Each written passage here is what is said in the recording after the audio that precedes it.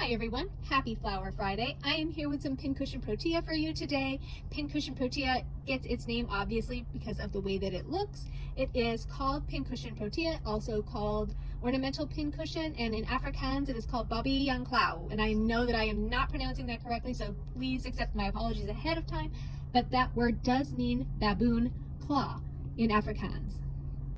So when Pincushion protea is sold to me, it is just sold to me under that name, and I don't get a species name, so I did my very best to make my educated guess as to what the species of this particular one is, and I believe that this is Leucospermum cordifolium. So like other leucospermums and other leucadendrons, this is in the Proteaceae family. It is native to the south coast of the Western Province in South Africa. There's a microclimate there where in the wintertime they get somewhere between 48 and 75 degrees Fahrenheit or between 9 and 24 degrees Celsius, which is absolutely perfect for their seeds to germinate. In that microclimate there in South Africa, they bloom from mid-July until about the end of November. So the ones that are available for me to purchase right now are either coming out of Peru or they are coming out of the Holland market. And if you followed this page for a while, you might remember that flowers that come out of the Holland market are not necessarily grown in Holland. Sometimes those flowers are coming out of places like Africa, being shipped up to Europe and then over to the United States. So I do believe that these are California, Peru, and Africa grown only. This particular type of protea really depends on other organisms in its environment to help it thrive.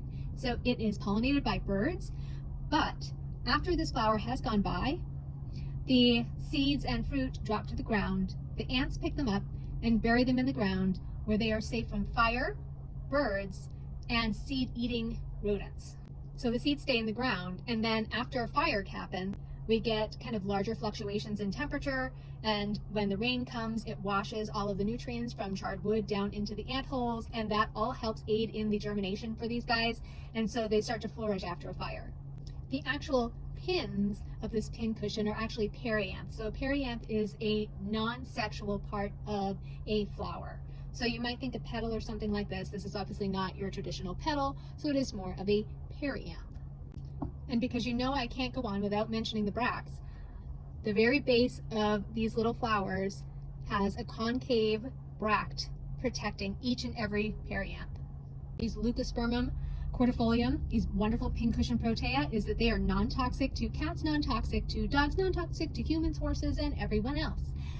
Though, as I always say, if it isn't food, you probably shouldn't eat it. Thanks so much for watching our Flower Friday, and we will see you next week.